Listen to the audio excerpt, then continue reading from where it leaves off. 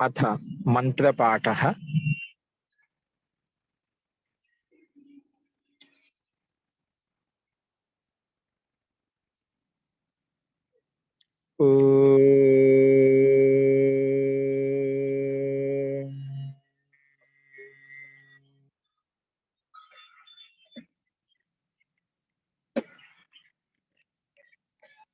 सहनाववतु सहनौ भुनक्तु सह वीर्यं करवावहै तेजस्विनावधीतमस्तु मा विद्विषावहै। ओम शांति शांति शांतिः।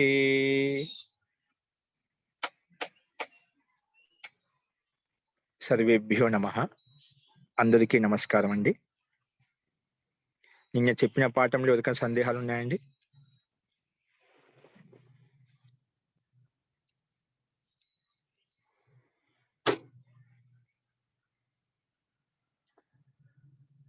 అస్తు ప్రకృతం అనుసరామః. నిన్న మనము విభూతి పాదంలో కొన్ని సూత్రాలు చెప్పుకున్నాము. ఇప్పుడు అదే క్రమంలో ఇంకో కొన్ని సూత్రాలు చెప్పుకుందామండి. ఇప్పుడు మనకు దాదాపుగా 8:30కు ఆచార్య సత్యజిత్జీ వారు రావచ్చు. సత్యజిత్జీ గారు, మీకు ఎవరికైనా సందేహాలు ఉంటేనా మౌఖికంగా కూడా అడగవచ్చు, లేదంటే లిఖిత మాధ్యమంతో నేను చెప్పాను అలా కూడా. ఇప్పుడు లిఖిత మాధ్యమం అంటే ఇప్పుడు కష్టం అవుతుంది పంపించడం. మౌఖికంగా మీరు ఏమైనా అడగండి, లేదంటే ఆచార్య వారే స్వయంగా చెప్తారు. తో మీకు ఒక యోగ సంబంధి కాకుండా ఆధ్యాత్మిక సంబంధి ఎటువంటి విషయమైనా కూడా మీరు మీ ప్రస్తావన ప్రశ్న రూపంలో తీసుకొని రావచ్చు ముందుకు.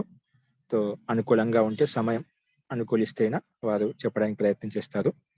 తో మీరు వచ్చినప్పుడు ఎవరైతే అడగాలనుకుంటున్నారో మీరు ఎవరికైనా సంస్కృతి నుండి చెప్పాలనుకుంటే సంస్కృతి చెప్పొచ్చు, ఎవరైనా అడగచ్చు, లేదంటే హిందీలో అడగవచ్చు, లేదంటే మీ అభిప్రాయం తెలుగులో చెప్పినా కూడా నేను తర్వాత ఆ చదికి ఎక్స్ప్లెయిన్ చేసి నేను చెప్తాను. అస్తు. తో కొంతమంది పంపించారు, ముందు వారికి సమాధానం చెప్తారు. అవకాశం ఉంటే మిగిలిన ప్రశ్నలు కూడా తీసుకోవచ్చు మనం. అస్తు. తో మనం ప్రకృతం అనుసరామః. నిన్న మనము విభూతి పాదంలో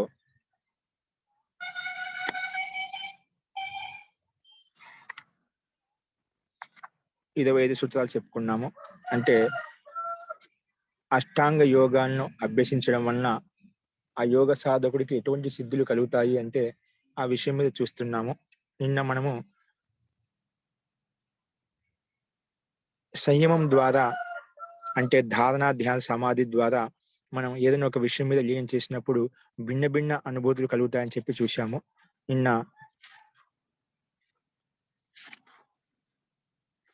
భిన్న భిన్న విషయాలంటే నిన్న మనం చెప్పాం, సోపక్రమం నిరుపక్రమంలో 2 రకాల కర్మలు ఉంటాయి. త్వరగా ఫలితాన్ని ఇచ్చేటివి, కొన్ని దీర్ఘకాలం అంటే లేటుగా ఫలితాన్ని ఇచ్చేటివి. వాటి మీద సంయమం చేయడం ద్వారా, అంటే ధారణ ధ్యాన సమాధి ద్వారా మనము మన పూర్వ జన్మ గురించి తెలుసుకోవచ్చు. పూర్వజన్మ కాకుండా ఇక్కడ మృత్యు యొక్క రహస్యం తెలుసుకోవచ్చు. మృత్యు ఎప్పుడు వస్తుంది, ఎలా వస్తుంది, ఈ వ్యక్తి ఎన్ని రోజులు ఉండగలుగుతాడు అనే విషయాన్ని తెలుసుకోవచ్చు. తో అపరాంత జ్ఞానం అరిష్టేభ్యోవ అని చెప్పుకున్నాము. అంతకంటే ముందు కూడా మనము భిన్న భిన్న వ్యక్తుల యొక్క జ్ఞానం మీద కూడా మనం సంయమం ద్వారా మనము పూర్వజన్మ ఎలా ఉండేది, ఏ విధంగా ఉండేది అది తెలుసుకోవచ్చు అని చెప్పుకున్నాము. సంస్కార సాక్షాత్కరణాత్ పూర్వజాతి జ్ఞానం అని చెప్పుకున్నాము. సంస్కారాల మీద మనలో ప్రతి ఒక్కరు భిన్న భిన్న సంస్కారాలు ఉంటాయి. ఆ సంస్కారాల మీద సంయమం ద్వారా, ధారణ ధ్యాన సమాధి ద్వారా మనము పూర్వజన్మలో మన గతి ఏ రకంగా ఉండేది, ఎటువంటి జన్మలో ఉండేవాళ్ళం, అక్కడ మన సంస్కారాలు ఏ రకంగా ఉండేటివి, అవన్నీ కూడా మనము పూర్వజన్మ యొక్క రహస్యం అంతా కూడా మనకు తెలుస్తుంది. తో సంస్కారాలను ఏదో ఒక సంస్కారం మీద సంయమం చేయడం ద్వారా మిగిలిన పూర్వభవంలో ఉన్నటువంటి పూర్వజన్మలో ఉన్నటువంటి విధి విధానం అంతా కూడా ఎలా ఏ విధంగా అనేది మనకు సాధ్యమైనంత వరకు ఆ యోగి తెలుసుకోగలుగుతాడు. సో అటువంటి శక్తి సామర్థ్యం కలుగుతుందని చెప్పి మనం కొన్ని సిద్ధులు చూస్తూ వస్తున్నాము. ఇప్పుడు అదే క్రమంలో ఇంకా ఎటువంటి సిద్ధులు కలుగుతాయి అంటే, ముందు సంయమం సిద్ధించినప్పుడు ధారణ, ధ్యాన, సమాధి ఈ మూడిటిని కలిపే సంయమం అంటాం. ఆ సంయమం సిద్ధి కలిగినప్పుడు వ్యక్తికి ప్రజ్ఞాలోకం ప్రకాశిస్తుందని చెప్పాం. అంటే ఉత్కృష్టమైన జ్ఞానం కలుగుతుంది. ఆ జ్ఞానాన్ని మనం భిన్న భిన్న విషయాల్లో మనం ఏ విషయం కావాలంటే ఆ విషయంలో మనము ఆ ఆ విషయ పరిజ్ఞానం తెలుసుకోవచ్చు. అది ఏదైనా కావచ్చు, బ్రహ్మాండంలో కావచ్చు, పిండంలో కావచ్చు, అంటే శరీరంలో కావచ్చు. ఎక్కడైనా కూడా మనము ఆ విషయ పరిజ్ఞానం యథార్థంగా తెలుసుకోవచ్చు అని మనం ఆ ప్రజ్ఞాలోకం ఏదైతే ఉత్పన్నమైందో సంయమం ద్వారా ఆ ఆ ప్రజ్ఞాలోక ప్రకాశాన్ని మనం భిన్న భిన్న విషయాల్లో లీనం చేయడం ద్వారా, సంయమం చేయడం ద్వారా భిన్న భిన్న అనుభూతులు, భిన్న భిన్న అనుభవాలు మనకు ప్రత్యక్షమవుతాయని చూశాము. అదే క్రమంలో ఇప్పుడు 26వ సూత్రం ఏముందంటే, భువన జ్ఞానం సూర్యే సంయమాత్ అని ఉంది.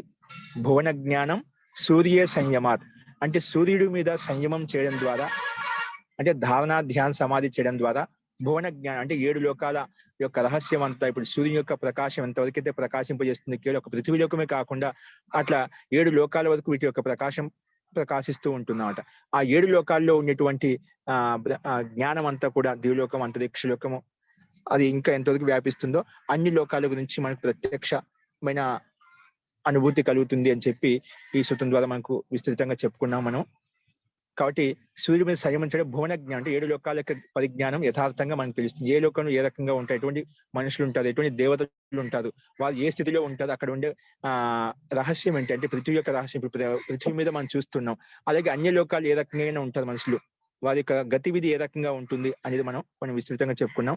కాబట్టి సూర్యుడి మీద సంయమం చేయడం ద్వారా ఆ 7 లోకాల యొక్క పరిజ్ఞానం అంటే యథార్థంగా యోగి తెలుసుకోగలుగుతాడు సమాధి ద్వారా. అలాగే ఇంకా నెక్స్ట్ ఏం చెప్పారంటే, చంద్రే సంయమాత్ వ్యూహ జ్ఞానం. అదేవిధంగా చంద్రుడి మీద సంయమం చేయడం ద్వారా ఏం కలుగుతుందంటే, చంద్రే తారా వ్యూహ జ్ఞానం 27వ సూత్రం చెప్పుకున్నాము. చంద్రే తారా వ్యూహ జ్ఞానం అంటే చంద్రుడి మీద మనము సంయమం చేయడం ద్వారా తారామండలం ఏదైతే ఉందో, నక్షత్ర మండలం ఏదైతే ఉందో, ప్రతి నక్షత్రం యొక్క ఒక్కొక్క నక్షత్రం ఒక లోకం అన్నమాట.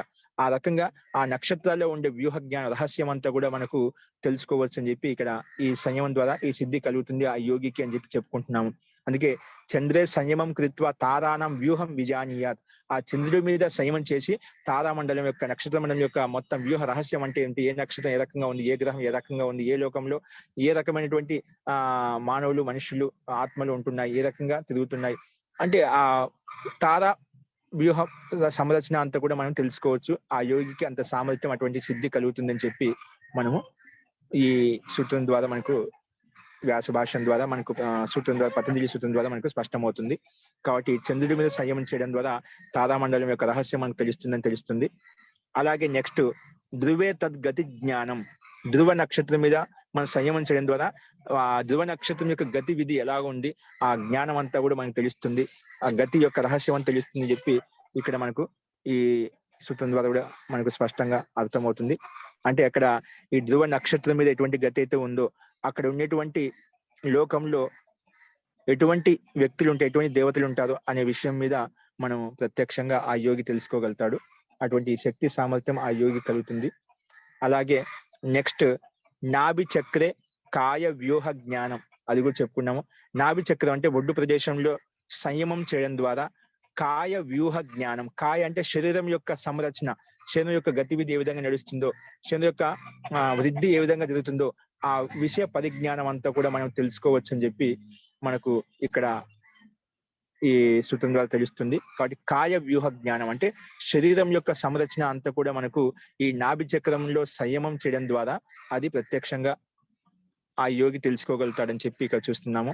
సో అంటే మొత్తం ఇప్పుడు మనం ఇంత ముందుకు చెప్పుకున్నాము, ఈ శరీరం సంరచన 5 ప్రాణాలతో ముఖ్యంగా నడుస్తుంది. ప్రాణము, అపానము, వ్యానము, ఉదానము, సమానం. వీటి యొక్క సంరచన కూడా ఇప్పుడు తర్వాత కూడా వస్తుంది. వీటి యొక్క సంరచన కూడా మొత్తం ఏ రకంగా నడుస్తుందని చెప్పి మొత్తం సంపూర్ణ శరీరం యొక్క పిండం యొక్క రహస్యం అంతా మనకు ఆ యోగి తెలుసుకోగలుగుతాడు. అందుకే ఈ ధ్యానం ద్వారా, సమాధి ద్వారా ఆ వ్యక్తిలో ఉన్నటువంటి రోగాలు ఏవైతే ఉన్నాయో వాటిని దూరం చేసుకునే శక్తి సామర్థ్యం అతనికి కలుగుతుంది.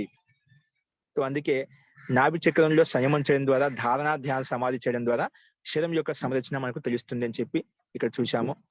అదే క్రమంలో 30 సూత్రం ఏం చెప్పారంటే మహారాజ్ కంఠ జీ క్షమితామాచార్య జీ చెప్పండి.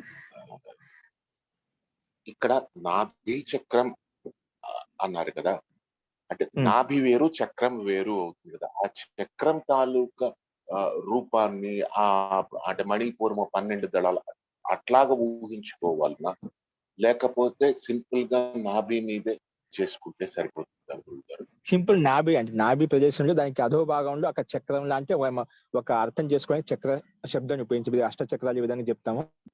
అదంతా కేవలం నాభి ప్రదేశం మీద చేస్తే ఆటోమేటిక్ గా వాటి యొక్క సంరచన అంతా ఎక్కడెక్కడ ఏమున్నాయో తెలుస్తుందండి.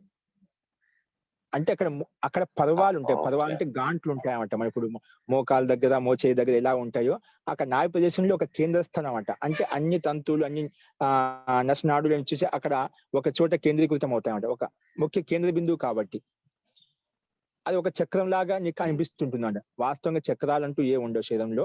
అది అనుభూతి ద్వారా మనకు అనుభవం అవుతుంది.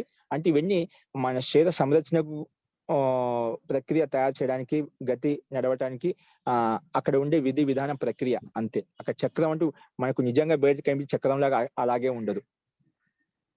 ఓకేనా? అక్కడ విశేష బిందు స్థలాలు ఉంటాయి. ఇప్పుడు మనకి కొన్ని విశేషమైన సెంటర్లు ఉంటాయి.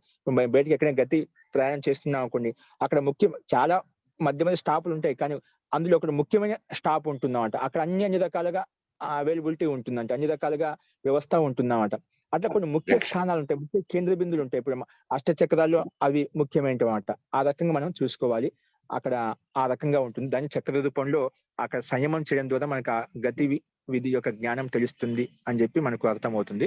అంటే నాభి ప్రదేశమే చేసినప్పుడు దాని యొక్క చక్ర సమూహం వ్యూహం ఏదో అది కూడా మనకు తెలుస్తుందండి. అంటే ఆ నాభి చక్ర కేంద్ర ప్రదేశం నుంచి మనకు నాడులు, నసనాడులు ఏవైతే సూక్ష్మ నాడులు ఏవైతే ఉన్నాయో అవి ఏ రకంగా ప్రవహిస్తున్నాయి, ఎక్కడెక్కడికి వెళ్తున్నాయి, ఆ సంరచన అంతా కూడా వ్యూహం అంతా నీకు తెలుస్తుందండి. ఇక్కడ ఇంకొక క్వశ్చన్, క్షమితామాచార్య. మనం బాహ్యంగా నాభి మీద అంటే ముందు భాగంలో నాభి అని దాని మీదే కాన్సన్ట్రేట్ చేయడమా, లేదా అంతర్గతంగా లోపల చూడటమా అన్నది నాకు అర్థం కాదు. ఎప్పుడు ఈ మొత్తం సాధనా పాదం, ఈ పాదం విభూతి పాదం అంతా ఇలాంటి చిన్న చిన్న డౌట్లతో ఉండనే ఉండిపోయింది నాకు. అది లోపల చూసుకుని నాభిస్తారు. చెప్పండి. లోపల అంటే మనం సూక్ష్మంగా మనకు లోపల ఏముందో మనకి ఇప్పుడు ఏం తెలియదు ప్రత్యక్షంగా. అయితే స్థూలంగా ఏదైతే నాభి ప్రదేశం కనిపిస్తుందో దాన్ని సంయమం చేస్తాం అన్నమాట. అంటే దాని మీదే కాన్సన్ట్రేట్ చేస్తాము, ధారణ చేస్తాము, తర్వాత ధ్యానం చేస్తాము, తర్వాత సమాధిలోకి వెళ్ళిపోతాం. అప్పుడు ఈ 3 ఒకే చోట కేంద్ర బిందు రూపంలో ఒకే చోట స్థిరమైనప్పుడు అప్పుడు వాటి యొక్క వ్యూహ జ్ఞానం అంతా నాభి చక్రం కింద ఏమేమి ఉన్నాయి, అది ఎక్కడెక్కడ ఉందని మనకు తెలుస్తుందంట. కేవలం స్థూలంగా కనిపించాలి, సూక్ష్మంగా లోపలన బయట అని కాదు. మనకి బయటనే చూస్తాం, లోపల ఏముంది ఇప్పుడు మనకు తెలియదు అన్నమాట. ఇప్పుడు మనం సాధ్యావస్థలో ఉన్నాం, సిద్ధావస్థలో లేం. అది సాధించాలి అన్నమాట. అది సిద్ధి ద్వారా తెలుసుకోవాలి. కానీ స్థూలంగా కనిపించే నాభి ప్రదేశం ఏదైతే ఉందో అక్కడే మనం ఫోకస్ చేస్తాం ఇప్పుడు. అర్థమైందండి? ధన్యవాదాలు. తర్వాత దాని యొక్క రహస్యం లోపలికి వెళ్లే కొద్దీ మనకు సంయమం అంతవరకు వచ్చిందంటే ఆటోమేటిక్ ధారణ ధ్యాన స్థితిలోకి వెళ్తేనే లోపలికి వెళ్తూ ఉంటాం. కాబట్టి మొత్తం సంరచన పూర్తి యథార్థం కనిపిస్తుంది అన్నమాట. ఇప్పుడు డాక్టర్స్ టెక్నాలజీకి కొత్త కొత్త యంత్రాలు కనిపెట్టామంట. వాళ్ళకి ఏ విధంగా అయితే స్కానింగ్ చేస్తే ఏ విధంగా కనిపిస్తూ ఉంటుందో ఆ యోగి అంతర్చక్షుల మాధ్యంతో ఆ రకంగా ప్రత్యక్షంగా చూడగలుగుతాడు అన్నమాట. ఇప్పుడు మనకు ఫోటోలో స్కానింగ్ తీసిన మొత్తం యథార్థం కనిపిస్తుంది కదా, లోపల బాడీ ఏముంటుందో అలాగా ఆ యోగి సూక్ష్మంగా లోపలికి వెళ్ళి చూడగలుగుతాడు. అంత శక్తికి అటువంటి యోగ్యత, శక్తి, సామర్థ్యం ఆ యోగి కలుగుతుంది.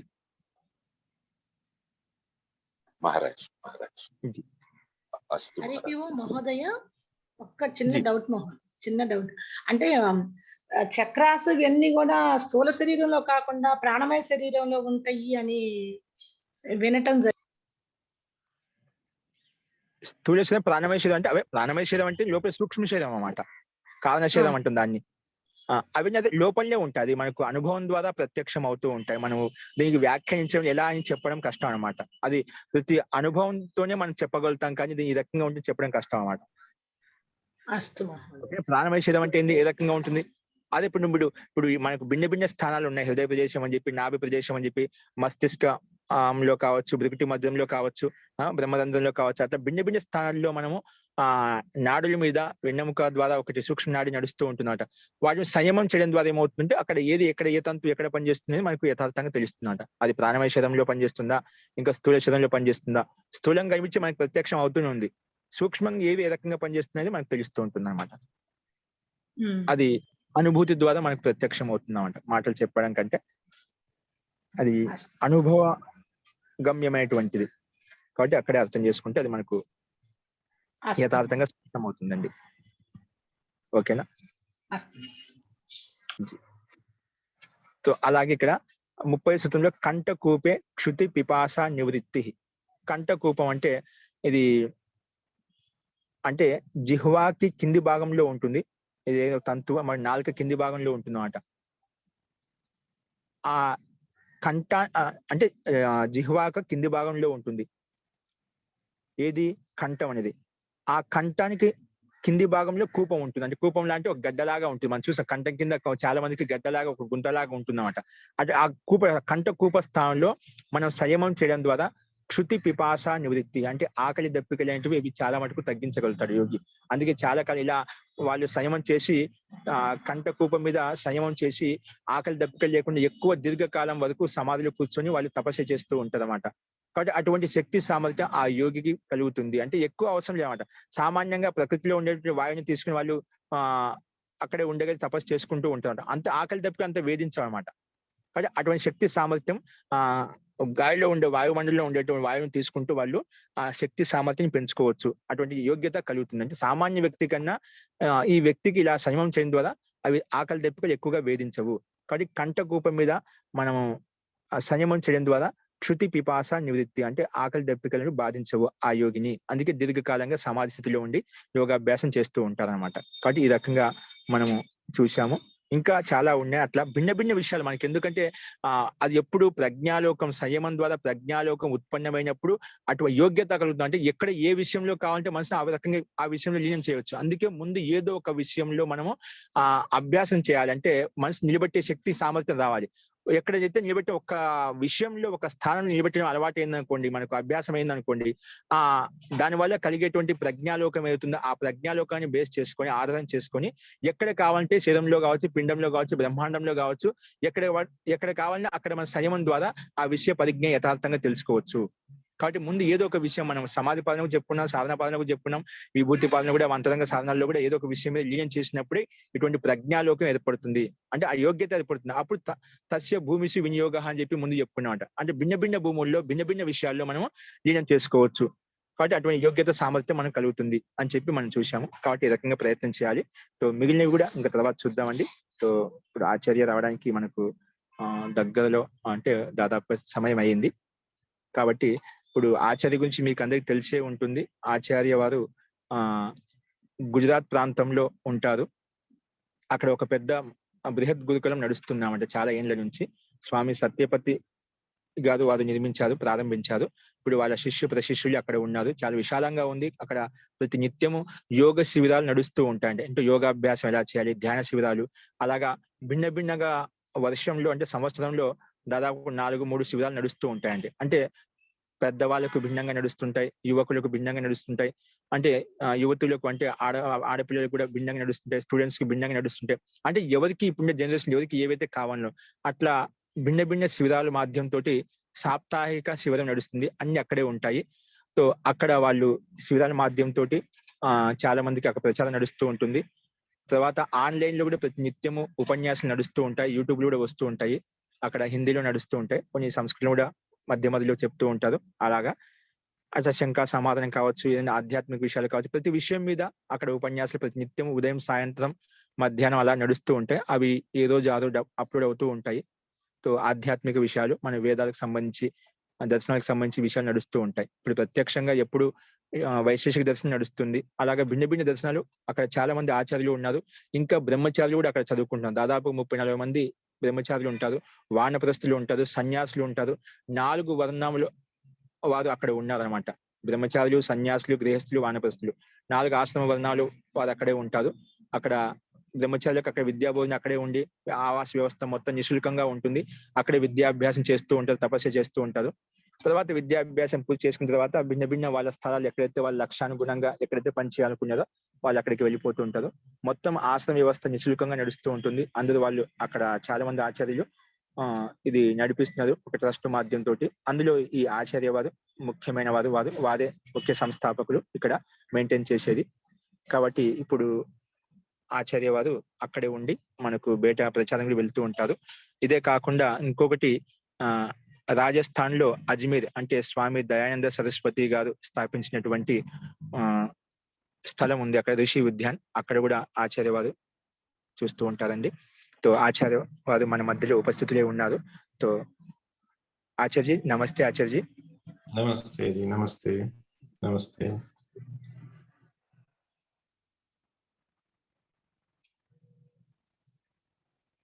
ఇప్పుడు मेरी ध्वनि आती है? नमस्ते जी, मेरी ध्वनि आ रही है आपको स्पष्टता से? आचार्य जी आ रहे हैं. आ रही है हमारे, आ रही है, चित्र आ रहा है, स्पष्ट रूप से आ रहा है. अच्छा, तो आप अपना क्रम चलाइए थोड़ी देर में, फिर मैं जब आप कहेंगे तब फिर मैं कुछ अपने विचार रखता हूँ.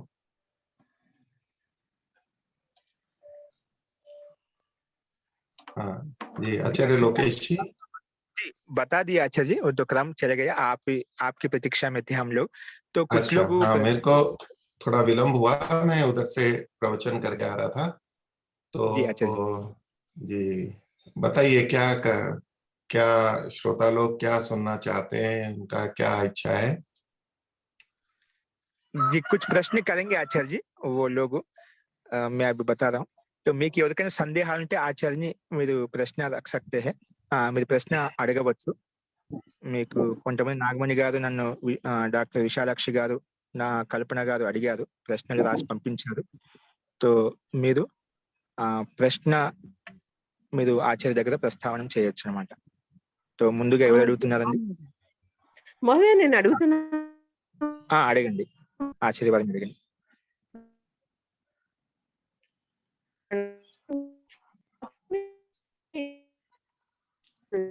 మైక్ దగ్గర పెట్టుకోండి. సరిగ్గా రావట్లేదు.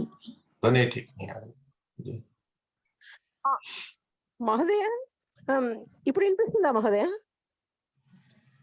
జీ వినిపిస్తుందండి. హరి ఓం. అమ్మ ఇప్పుడు వినిపిస్తుందా? महोदय. गुरुजी प्रणाम गुरुजी, आपसे मेरी एक विनती है गुरुजी, शास्त्राध्ययन के बिना और योगाभ्यास के बिना भी केवल निरंतर भगवान श्री कृष्ण के स्मरण में, माता पिता के स्मरण से भी क्या मुझे मुक्ति मिल सकती है गुरुजी? मेरी एक संदेह है गुरुजी. जी जी, तो श्री कृष्ण के या भगवान के स्मरण से, माता पिता के स्मरण से मुक्ति मिल सकती है या नहीं मिल सकती है? देखिए, इसमें स्मरण क्या है हमारा, उस पर विचार करना होगा. यदि स्मरण का मतलब नाम स्मरण है, जैसा कि लोक में प्रचलित है कि हम अंदर कृष्ण शब्द का जप हमारे अंदर चल रहा है, या हम मुख से बोल रहे हैं श्री कृष्ण श्री कृष्ण श्री कृष्ण, या माता पिता का नाम बोल रहे हैं, और वो जप चल रहा है, और वो अजपा जप में भी हो गया, लगातार अंदर चल ही रहा है, सो के उठे तो भी चल रहा है. इसको, इतने को यदि हम स्मरण कह रहे हैं, आपका तात्पर्य यदि इतने का स्मरण है, केवल शब्द का स्मरण है, तो नहीं, मन से स्मरण है गुरुजी, शब्द का स्मरण नहीं हुआ गुरुजी. मन से भी स्मरण क्या कर रहे हैं ये देखना होगा. मैं इसके आप अनेक पक्षों को बोल रहा हूं. अभी मैं पहले बोल लूं, फिर आपको अगर उसमें और पूछना है तो पूछेगा. तो जो लोग स्मरण का यही अर्थ लेते हैं, तब तो इतने से मुक्ति नहीं होगी. लेकिन स्मरण में उनका शब्द हो, मन से भी स्मरण कर रहे हैं, आप जो बात कह रही हैं, तो मन से स्मरण का क्या तात्पर्य होगा? हम उनके गुणों का स्मरण कर रहे हैं, उनके स्वरूप का स्मरण कर रहे हैं, उनके कर्मों का हम स्मरण कर रहे हैं. तो उनके जो गुण कर्म स्वभाव हैं, उनका स्मरण कर रहे हैं.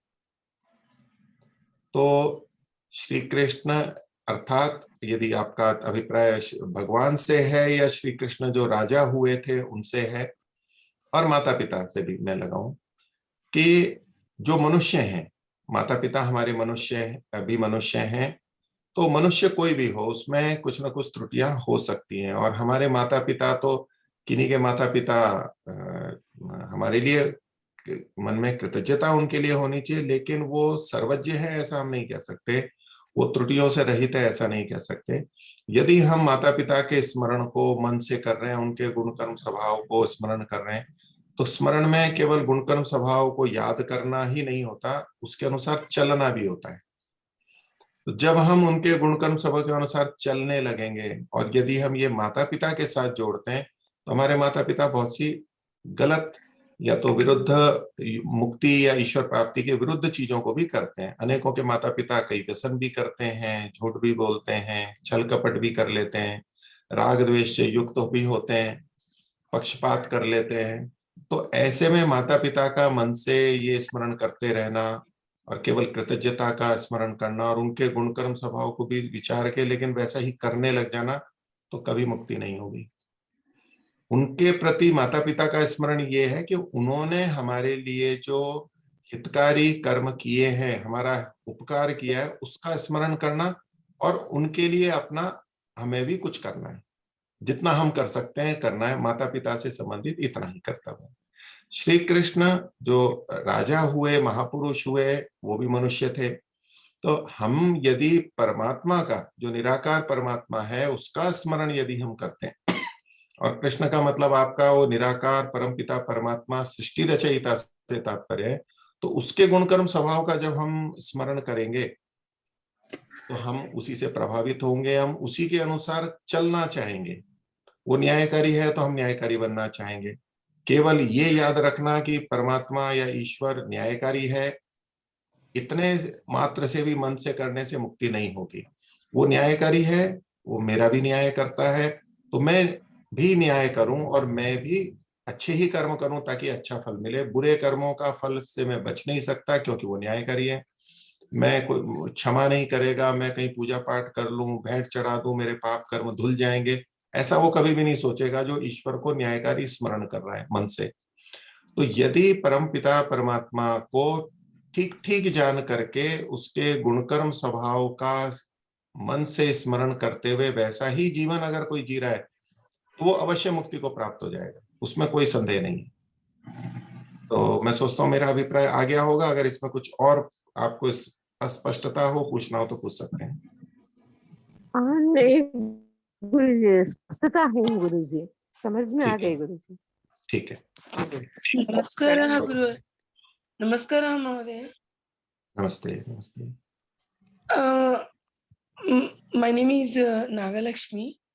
किंचित हिंदी संभाषणं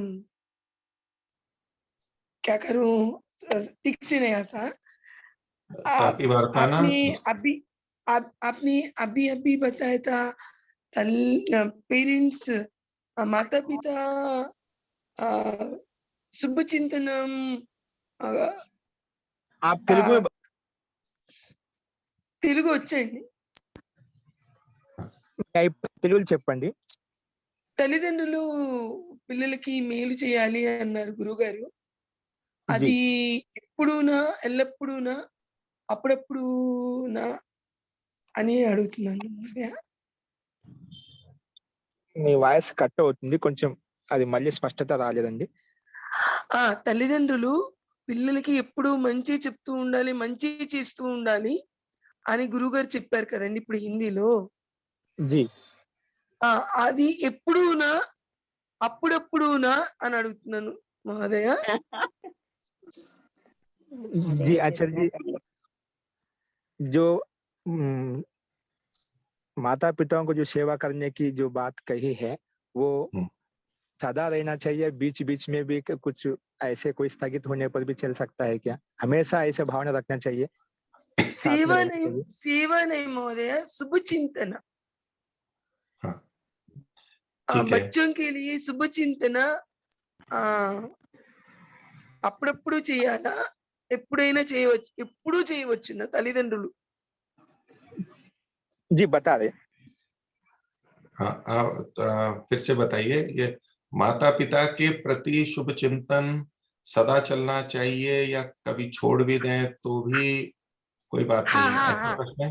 हाँ, हाँ, वही नहीं, गुरुवर। देखिए, अगर नहीं, शुभ चिंतन उनके प्रति हमारा सदा चलना चाहिए और उन्होंने जो हमारा हित किया है उसको ध्यान में रखते हुए, और शुभ चिंतन के साथ साथ जितना हम उनके लिए कर सकते हैं, अपनी अपनी सामर्थ्य होती है हर व्यक्ति की, आर्थिक है, समय की है, शारीरिक सामर्थ्य, जितना हो सकता है हम हमें उनके लिए शुभ चिंतन सदा करना चाहिए। उनके रहने, खाने पीने, वस्त्र आदि, औषधि, इतनी की चिंता, इतना तो हमें सदा उपलब्ध कराना चाहिए। अब लेकिन अतिरिक्त है, वो कहीं घूमना जाना चाहते हैं, उनको गाड़ी चाहिए, उनको कहीं कोई और महंगी वस्तु चाहिए, उसमें हर व्यक्ति की अपनी स्वतंत्रता है कि वो अगर कर सकता है, सामर्थ्य है तो करे, नहीं तो नहीं करे तो भी कोई बात नहीं है। लेकिन ये मूलभूत चीजें तो हमारे को आवश्यक है, वो सदा करनी चाहिए और मन में तो शुभ चिंतना अवश्य हमेशा रहनी ही चाहिए। महोदय, एकं प्रश्नः अस्ति। हाँ। शुभ चिंतन समझ में आया आपके बात? शुभ లక్ష్మి గారు, चिंतन నాగలక్ష్మి గారు, ఒక్క నిమిషం సార్. నాగలక్ష్మి గారు. మీరు ఒకసారి నాకు అది తర్వాత మెసేజ్ పెట్టండి, నేను ఆర్చరీకి పంపిస్తాను. ఇప్పుడు తర్వాత మీ ప్రశ్న తీసుకున్నాక వేరే వాళ్ళు ముందు పంపించారు ఒకసారి. డాక్టర్ విశాలాక్షి గారు మీరు అడగండి. మీరు ఒకసారి రాసి పంపించండి. प्रणाम गुरुजी। हरिओम। प्रणाम गुरुजी। हाँ, नमस्ते नमस्ते जी। नमस्ते। योग सिद्धांतानुसार, अद्वैत सिद्धांतानुसार मुक्ति माने क्या है? दोनों सिद्धांतों के बीच में क्या भेद है वो जानना चाहती हूँ, क्योंकि मानव जन्म का परम प्रयोजन तो मुक्ति पाना है। अद्वैत सिद्धांतानुसार जीवात्मा यानी हम सब लोग यथार्थतः मुक्त हैं, शुद्ध बुद्ध मुक्त स्वरूप बोलते हैं जीवों को भी, पर अज्ञान से अपने आप को बद्ध समझते हैं। इसके उदाहरण जैसा वन में खोया हुआ राजकुमार का कहानी बताते हैं, बकरियों के भीड़ में मिला हुआ सिंह किशोर का कहानी बताते हैं अद्वैत सिद्धांत में। और योग सिद्धांत में तो हम पढ़ चुके हैं कि अपने बुद्धि और मन जीव को मुक्ति कराने तक उसका साथ देता है, और अष्टांग मार्ग आचरण से धीरे धीरे जब योगी संप्रज्ञात समाधि में और उसके बाद असंप्रज्ञात समाधि में उस तक पहुंच सकता है, पहुंच जाता है, तो प्रकृति जय कर सकता है।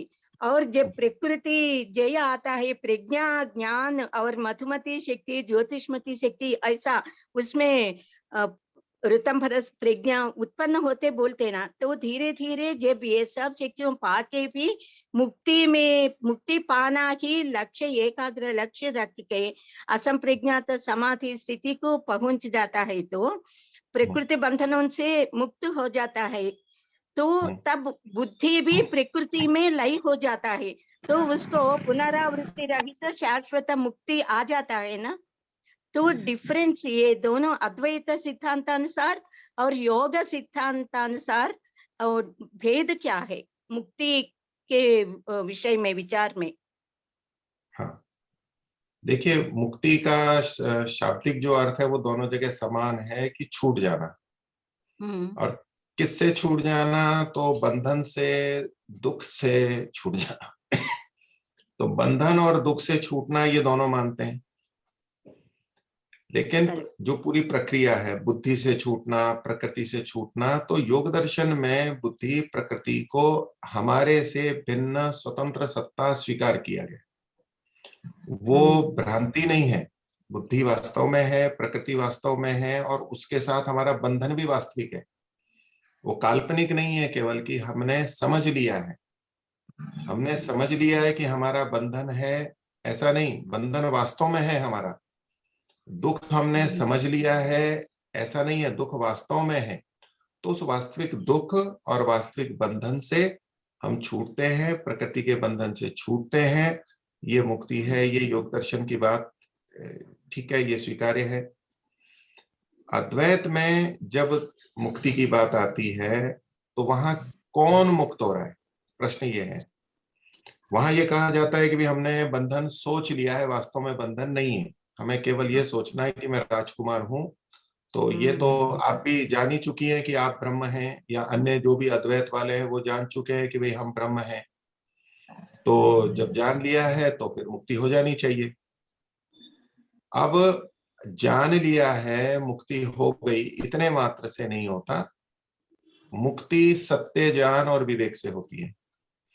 जब बंधन होते हुए भी हम ये समझ रहे हैं कि वास्तव में बंधन नहीं है, तो ये एक भ्रांति है। प्रकृति अलग है, आत्मा अलग है, वो अलग होते हुए भी हम सोच रहे हैं कि प्रकृति कुछ है ही नहीं, वो भी ब्रह्म का ही रूप है, ये भी एक भ्रांति है। तो भ्रांति या अविवेक के रहते मुक्ति कभी नहीं हो सकती है। दूसरा कि अद्वैत में जो बंधन की प्रक्रिया मानी गई है, तो अद्वैत में तो केवल एक ब्रह्म ही था, एक ही, और कोई दूसरा है ही नहीं। तो ऐसे में ये अविद्या को मानना, ब्रह्म में अविद्या हो नहीं सकती, वो तो सर्वज्ञ है। और यदि अविद्या मानेंगे, माया मानेंगे, क्या है, तो फिर वो अनिर्वचनीय कह देते हैं। तो वो ही बता देता है कि वो कुछ कह नहीं सकते, वो चुप हो रहे हैं, उनको पता ही नहीं है कि माया क्या होती है, उसके बारे में कहा नहीं जा सकता। जब कहा नहीं जा सकता, इसका मतलब है उसके बारे में समझा नहीं है। तो अविद्या होती है, अविद्या से ग्रसित ब्रह्म होता है, ये वो भी मानते हैं। तो जब ब्रह्म स्वरूप था, चेतन तत्व एक ही ब्रह्म था, तो उसको पता था कि मैं ब्रह्म हूं। तो जब उसको अपने ब्रह्म होने का पता था कि मेरा वास्तविक स्वरूप ब्रह्म है, तो फिर अविद्या कैसे ग्रसित हो गई और वो भ्रांति में कैसे आ गया? संभव ही नहीं है। हमारे लिए आप कह सकते हैं कि भाई हम लोग जो हैं, मनुष्य आदि प्राणी, अभी हम बंधन में हैं और हम ब्रह्म स्वरूप हैं, लेकिन हम अपने को ब्रह्म नहीं मानते हैं, ये हमारी भ्रांति है। ये थोड़ी देर के लिए मान भी लें, लेकिन हम इस बंधन में अद्वैत की दृष्टि से आए क्यों थे? तो कहेंगे कि ब्रह्म को अविद्या ने, माया ने ग्रसित कर लिया और इसके कारण से हम बंधन में आए हैं, उसको भ्रांति हुई। तो जो ब्रह्म था उसको भ्रांति हो ही नहीं सकती है, उसको तो पता है कि ब्रह्म है। तो उन्हीं के सिद्धांत में विरोध आता है कि जिस समय हम ये मान लेते हैं कि मैं ब्रह्म हूं, अहम ब्रह्मास्मि, तो हम मुक्त हो गए। तो जब वो ब्रह्म स्वयं को अहम ब्रह्मास्मि मानता था, तो फिर उसका बंधन हो ही नहीं सकता था। और हम सब ब्रह्म ही थे, हम सब अपने को ब्रह्म ही मानते थे, तो फिर हम बंधन में आ ही नहीं सकते थे। तो अद्वैतवादियों के पक्ष में अगर माना जाए तो बंधन घटित ही नहीं हो सकता है। लेकिन ये प्रत्यक्ष है कि हम बंधन में हैं और हमारे को भ्रांति है। उनके अनुसार भी वो हमारे को कहते हैं कि हम भ्रांति में हैं। तो भ्रांति आई है, इसका मतलब है अहम ब्रह्मास्मि को जानने वाले में भी भ्रांति आ सकती है, तभी हम बंधन में आए। तो अद्वैत का अभिप्राय, एक जो हमारे शास्त्रों में अद्वैत के वचन मिलते हैं उनका तात्पर्य भिन्न है, लेकिन जिस रूप में आजकल अद्वैत प्रसिद्ध है या प्रचलित कर दिया गया है, वो वैदिक सिद्धांतों के और योग दर्शन के विपरीत है, विरुद्ध है। और उससे उसको मान के चलने में कभी मुक्ति नहीं हो सकती, इतने मात्र से मुक्ति कभी भी नहीं हो सकती। तो हमें अपने को सत्य सत्य जानते हुए हमें इसको चलना चाहिए। हम आत्मा है, हम बंधन में आ सकते हैं, ब्रह्म कभी बंधन में नहीं आता है, वेदादि शास्त्रों से स्पष्ट है। लेकिन आत्मा बंधन में आता है और प्रकृति के बंधन में आता है। अविद्या हमारे में है, आत्माओं में, और उस अविद्या को हटाने पे मुक्ति होती है। इतना अंश तो ठीक है अद्वैतवादियों का कि अविद्या के हटने से मुक्ति होती है, लेकिन हम ब्रह्म फिर भी नहीं बन जाते। तो जो हमारे शास्त्रों में कहीं अहम ब्रह्मास्मि और इत्यादि जो वचन है कि कोई अभेद का जो कथन आता है, वो एक स्थिति विशेष का कथन है कि जब हम परमात्मा के इतने निकट होते हैं तो उसमें हम तादात्म्य की स्थिति को प्राप्त कर लेते हैं, तो हमें अभेद की प्रतीति होने लगती है। केवल उसका एक भावनात्मक कथन है। तत्वात्मक दृष्टि से, तथ्य की दृष्टि से तो भेद सदा बना रहेगा। तो इसलिए जो योग दर्शन वाली बात आपने बोली है, वो प्रक्रिया बिल्कुल ठीक है, उसके अनुसार चलते चलते हमारी मुक्ति होगी, बंधन से हम छूटेंगे। लेकिन जो अद्वैत वाली प्रक्रिया है वो इसके अनुरूप नहीं है। वो ऋषियों के मंतव्य, हमारे प्राचीन ऋषियों के मंतव्य और वेद के मंतव्य के अनुकूल नहीं है, इसलिए उससे मुक्ति कभी नहीं हो सकती। धन्यवाद, धन्यवाद गुरुजी। जी। और एक संदेह है मुझे, एक्चुअली जी। हम जन्म लिए, हम चाहे या नहीं चाहे वो भी नहीं मालूम, ये जन्म लेना बोल के, तो भी जन्म तो आ गया। जब जन्म आ गया तो ये संसार पूरा दुख से भरा है, सुख भी दुख मिलता है, वो हम सब लोगों को जीवन में अनुभव है। तो मुक्ति पाना ही जीवन का परम गम्य है। तो भी जब कर्म करते तो उसका फल रहता, और वो फल से जन्म आते रहता। तो अब ऐसा वाला जन्म क्यों आया? सब लोगों में डाइवर्सिटी है ना, नानात्व है, भिन्नत्व है, ये क्यों आया पूछे तो सब लोग और शास्त्र बताते पूर्व जन्म के कर्म से, और पूर्व जन्म के कर्म को क्यों ऐसा हुआ बोलते उसके पूर्व जन्म बोलते। वैसा पूर्व पूर्व पूर्व बैक को जाते जाते जब ओरिजिनली व्हेन सृष्टि जब ये सृष्टि बनाया गया तो जीवों का सृष्टि हुआ, तो किसी भी कर्म कोई भी जीवात्मा नहीं किया ना, तो सब जो साम्यावस्था में है तो कैसा है वैसा ही शुद्ध सात्विक नहीं तो कुछ तो भी होना पड़ता ना।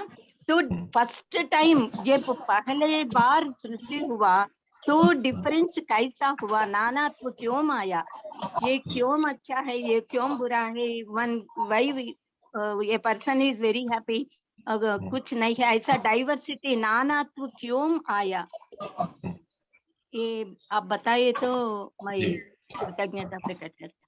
हाँ, तो देखिए पूर्व जन्म ये तो जो आपने बोला वो है ही पिछले कर्मों का कारण, और इसमें कुछ और बात मैं भी बताऊंगा। लेकिन आपने सृष्टि के संदर्भ में जो कहा है कि सृष्टि पहली बार जब हुई थी तब तो सबका समान था, तो जैसे पूर्व के जन्म होते हैं ऐसे सृष्टियां भी उससे पहले पहले की होती है। तो ये सृष्टि जब प्रारंभ हुई प्रकृति की साम्यावस्था से बाद में, किन्हीं का माइक चल रहा है उनका बंद कर दीजिए, खड़खड़ आवाज आ रही है।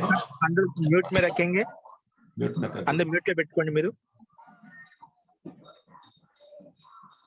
तो ये जो इस बार जो साम्यावस्था के बाद में विकृति यानी ये प्रकृति बनी, सारा कार्य जगत बना, ये पहली बार नहीं,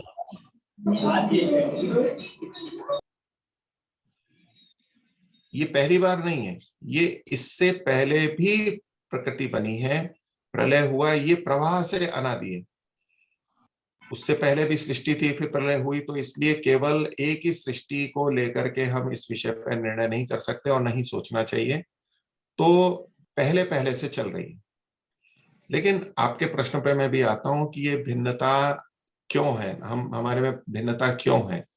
तो देखिए पिछले कर्मों के अनुसार जो हमारे को मिलता है, पिछले कर्मों के अनुसार जो हमारे को हम आगे का जन्म मिलता है, तो हमारे साधनों को और सुविधाओं के मिलने तक सीमित है, जो परमात्मा की व्यवस्था से जन्म आदि का होना है। लेकिन कर्म की स्वतंत्रता तो हमारे को फिर भी मिली हुई है। तो जब आप ये कहते हैं कि पिछले कर्मों के अनुसार अब है और पिछले कर्म उससे पहले के अनुसार है, तो वहां ये लोग मान लेते हैं कि आज जो भी हम कर रहे हैं वो पिछले कर्मों के अनुसार कर रहे हैं, और पीछे जो किया था वो उसने पिछले कर्मों के अनुसार है। तो कर्मों का कर्मों से सीधा संबंध नहीं है।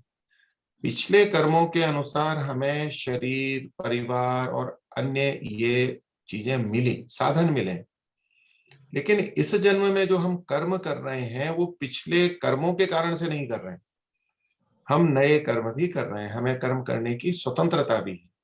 इसलिए वर्तमान के सारे कर्म पिछले कर्मों से जुड़े हुए हैं ऐसा कभी भी नहीं माना जाता। हम नए कर्म इस जन्म में भी कर रहे हैं, और पिछले जब जब हमें मनुष्य जन्म मिले हैं हमने नए कर्म किए, हम नए कर्म कर सकते हैं, और नए कर्म करने में हमारी स्वतंत्रता है। हर आत्मा की स्वतंत्रता है, वो ज्ञानवान है, इच्छा प्रयत्न आदि उसके हैं, इच्छा अनिच्छा प्रयत्न ये उसके स्वाभाविक धर्म है हर चेतन तत्व के। वो अपने इच्छा अनुसार कौन क्या करेगा ये सबके ऊपर निर्भर करता है, और उसी के कारण से ये सारा भेद है।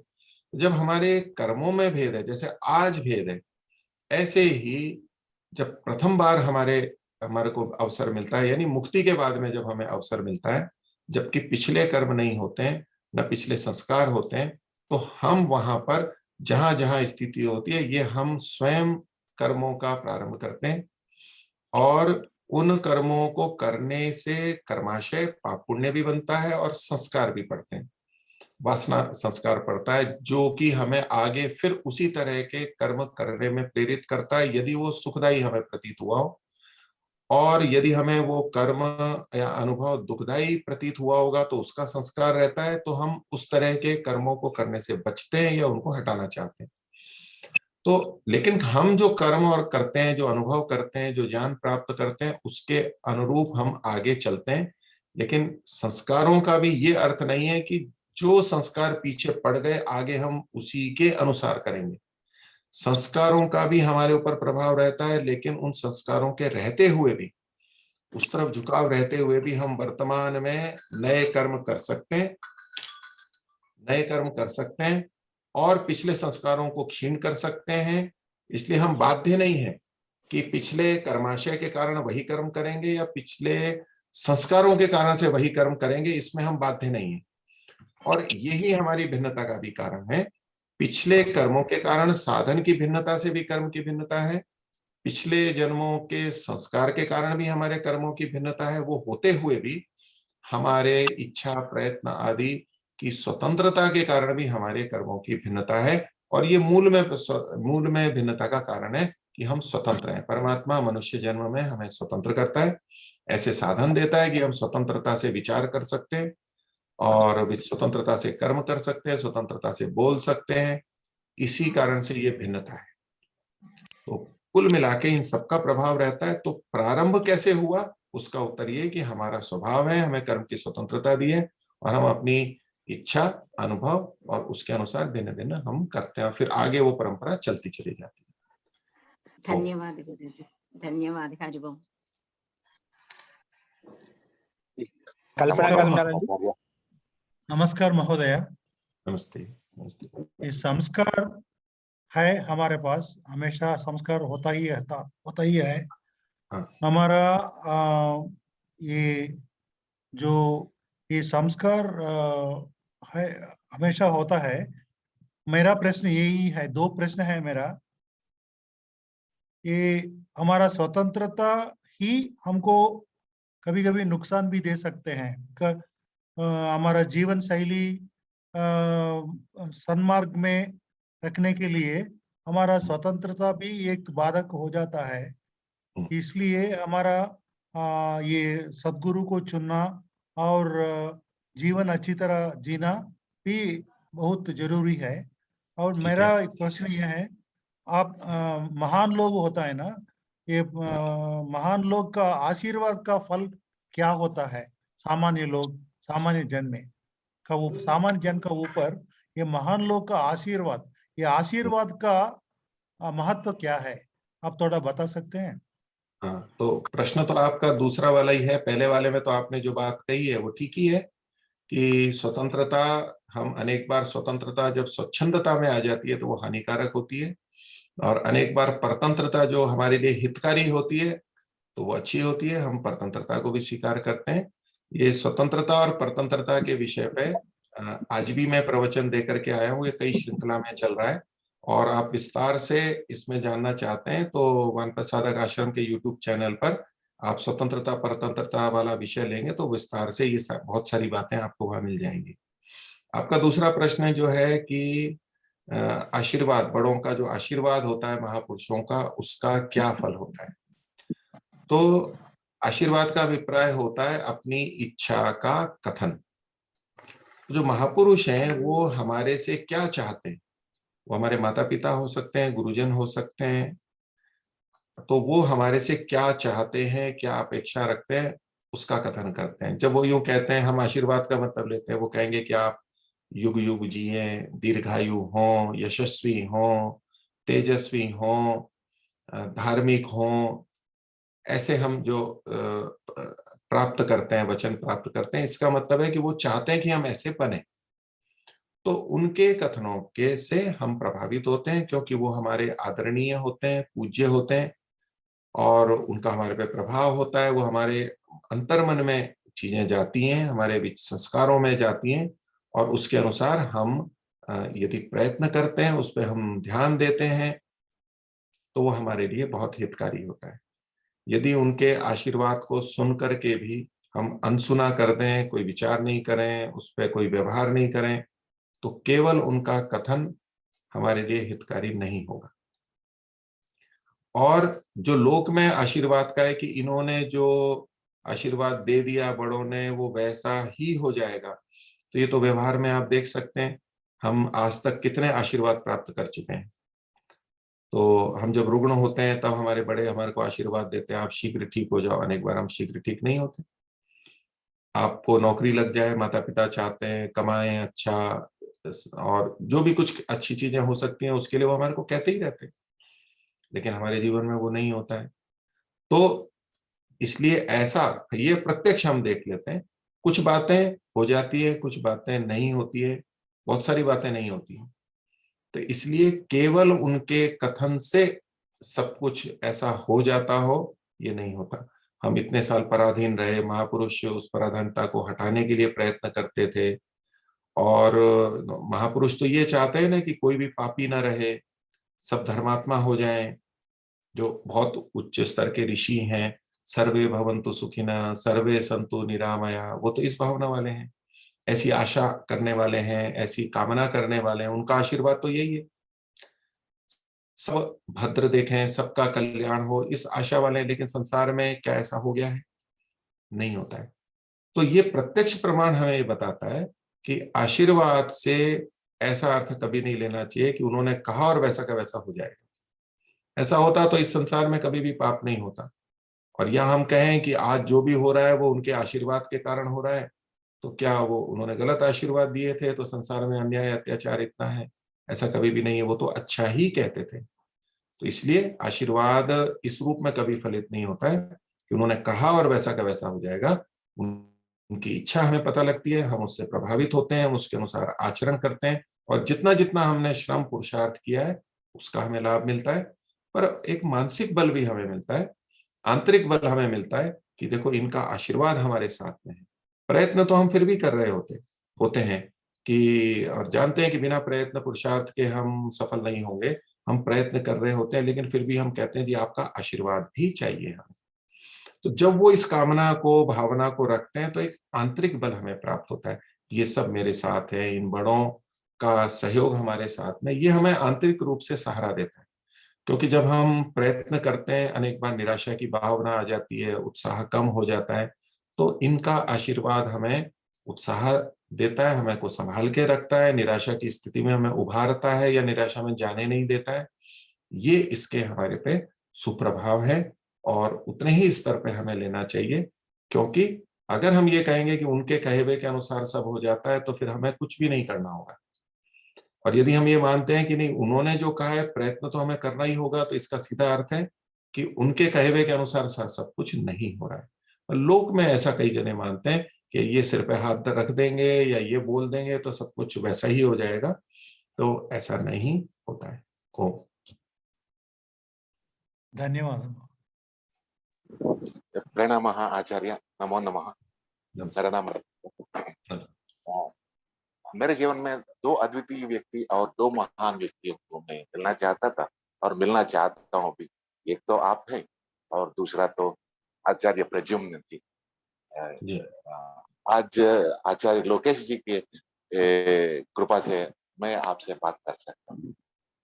मेरी यही विनती है कि अब तो आप आशीर्वाद के बारे में बोले थे, लेकिन मेरी कड़ी विश्वास है कि आप जैसे लोगों का आशीर्वाद सत्य ही निकलेगा। जैसे कि तस्य वाचकः प्रणवः, जैसे ही आपका भी वाक्य और वाच्य सत्य ही निकलेगा। हम सभी छात्र यहाँ पे नए नए आए हैं और नए नए संस्कृत सीख रहे हैं और व्याकरण भी सीख रहे हैं और दर्शन शास्त्र भी सीख रहे हैं। इसलिए आपका आशीर्वाद हो जाए तो हम भी परम पद में प्रयाण कर लेंगे। देखिए, और मेरा एक ही संदेह है, संख्या में पुरुष, प्रकृति और बुद्धि ये सब है। पुरुष तो वहां पे अनुभव करने वाला, लेकिन वो तो स्टोर करने वाला नहीं। और बुद्धि तो स्टोर करने वाली एक एलिमेंट है। तो इसमें परमेश्वरी का डिजायर किसमें हो रहा है? वो तो पुरुष में हो रहा है या बुद्धि में हो रहा है? बुद्धि तो अनुभव करने वाला नहीं है और पुरुष ही अनुभव करता है। पुरुष में तो स्टोरेज का कोई तरीका ही नहीं है। तो इन दोनों में कौन सा मुक्ति के लिए इच्छा करता है? वही है महाराज। जी, देखिए पहली बात जो आपने कही, ये आपकी भावना है कि हम जो कुछ बोल देंगे ऐसा हो जाएगा। तो जैसा आपने पीछे सुना, मैं स्पष्ट ही कहा। तो मैं तो एक बहुत छोटा सा व्यक्ति हूँ, और भी जो महापुरुष ऋषि मुनि हुए हैं, मैं तो उनके बारे में भी यही बोल रहा था। तो मेरे जैसे व्यक्ति की तो कोई कथा ही नहीं है। और जितनी शीघ्र आप इस भावना को, जिसको कि आप श्रद्धा कहते हैं, कि आपके मन में ऐसी श्रद्धा है कि मैं जो बोल दूंगा या आचार्य प्रद्युम्न जी जो बोल देंगे वैसा ही हो जाएगा, इस भावना से आप जितनी जल्दी मुक्ति पालें उतनी जल्दी आपके लिए या किसी के लिए भी हितकर होगा। क्योंकि मैं स्पष्टता से कहा कि ऐसे बोलने से नहीं होता है, ये वास्तविकता नहीं है, ये केवल एक श्रद्धा का कथन है कि भाई आप कहेंगे। हाँ, शुभकामनाएं सबके लिए हैं, आप बहुत अच्छे तरह से पढ़ें समझें, आपकी भावना ईश्वर से जुड़ी रहे, आप शीघ्र से मुक्ति को प्राप्त करें, ये भावना है, ये आशा है, ये आशीर्वाद है, बहुत बहुत शुभकामनाएं हैं। लेकिन मैंने बोल दिया है और ऐसा हो जाएगा, ये एक मिथ्या धारणा है और इससे शीघ्र ही मुक्त होना चाहिए, नहीं तो ये बहुत अंधविश्वासों को जन्म देती है और आपकी ये भावना या श्रद्धा आपके लिए ही बेड़ी का काम करेगी, बंधन का काम करेगी। दूसरा आपका प्रश्न है कि सांख्य में जो प्रकृति या तो बुद्धि कहें और आत्मा कहें, उन दोनों में तो अनुभव करने वाला आत्मा चेतन तत्व है, इसमें कोई संदेह नहीं है। बुद्धि अनुभव नहीं करती है, वो जड़ है, इसमें भी कोई संदेह नहीं है। और जो संचय होता है कि अनुभवों का, ज्ञान का, तो प्रकृति में भी संचय, प्रकृति में संचय होता ही है, जैसे कंप्यूटर आदि की हार्ड डिस्क में भी होता है। तो बुद्धि में स्मृति और ये सारे संस्कार रहते हैं, ये हमारे शास्त्र कहते हैं, वहां ही ये सारा संचय होता है। लेकिन उसका दृष्टा आत्मा होता है। बुद्धि दृश्य के रूप में रहती है, बुद्धि में जो वृत्तियां, चित्त में जो वृत्तियां हैं, उसका दृष्टा आत्मा होता है, अनुभव करने वाला आत्मा होता है। भोग आत्मा ही भोगता है, प्रकृति या तो बुद्धि चित्त कभी भी भोगते नहीं है। तो इसलिए जो संचय होता है वो बुद्धि में होता है, ऐसा मैं इन शास्त्रों को पढ़ के और जो मैं समझ पाया उस ये मैं इस रूप में स्वीकार करता हूँ। लेकिन कुछ विद्वान ये मानते हैं कुछ वचनों की कि आत्मा में भी संचय होता है, लेकिन मुझे तो अभी वो स्वीकार नहीं होता है कि आत्मा अनुभव करेगा, उसमें संचय नहीं होगा, ये है। लेकिन दूसरे पक्ष के अंदर हम जब त्रैतवाद के अंदर परमात्मा को भी मानते हैं और परमात्मा हम सबको जानता है और देखता है, तो परमात्मा तो प्रकृति के किसी साधन का संचय के लिए उपयोग नहीं करता है। आत्माएं करती हैं क्योंकि वो अल्प शक्तिमान है, पर परमात्मा जो कुछ जान रहा है, हम सबको जान रहा है, हमारे कर्मों को, हम क्या भोग रहे हैं, उसको किसको फल देना है, वो जो सारा का सारा है, उसके पास ज्ञान हमारे कर्मों का, हमारे संस्कारों का, इतने इतने प्राणियों, इतनी आत्माओं की हर चीज को वो जान रहा है और वो भूलता भी नहीं है पीछे का जो सारा है। तो उसके पास तो कोई ऐसा वो कोई प्रकृति का स्टोरेज का या संचय का कोई नहीं होता। तो वो सब परमात्मा के अंदर ही रहे, परमात्मा में ही है, परमात्मा स्वयं स्मरण करता है। तो वो एक पक्ष की चेतन में संग्रह नहीं हो सकता, वो जो कि हम आत्मा के संदर्भ में देखने लगते हैं, वो मूल सिद्धांततः ठीक नहीं है, क्योंकि परमात्मा में तो ये संचय होता है, वो कभी भूलता भी नहीं है। इसलिए लेकिन आत्मा के संदर्भ में हमारा जो ये सारा का सारा है वो बुद्धि में रहता है। और यदि कोई आत्मा भी मानेगा तो वो तो बाद में उसमें कई तरह की बाधाएं हैं विचार करने में। लेकिन विद्वान लोग दो पक्ष को मानते हैं, आत्मा में भी कुछ लोग मानते हैं संस्कारों को, कुछ, और बुद्धि में जो है वो योग दर्शन, व्यास भाष्य, उस सबको सारे को हम देखेंगे तो बुद्धि चित्त में ही सारे संस्कार पड़ते हैं। सांख्य के अनुसार भी उसी में पड़ते हैं, आत्मा में संस्कार नहीं पड़ते। लेकिन मन बुद्धि के में स्थित जो संस्कार है उससे आत्मा पूरी तरह प्रभावित होता है।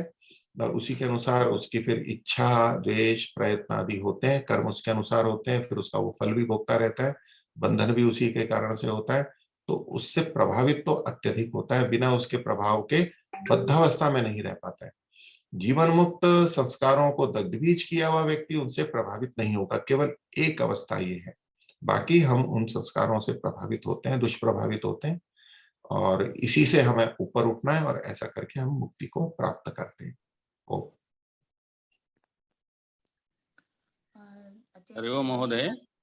हरि ओम स्वामी जी।